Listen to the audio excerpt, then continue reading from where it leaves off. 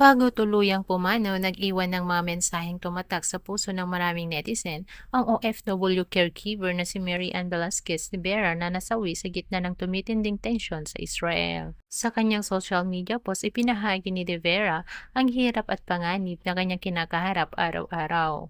Minu-minuto, nakakapagod tumakbo ng shelter. Aniya, na nagpapakita ng physical at emotional na pagod habang patuloy ang pag-atake sa kanilang lugar.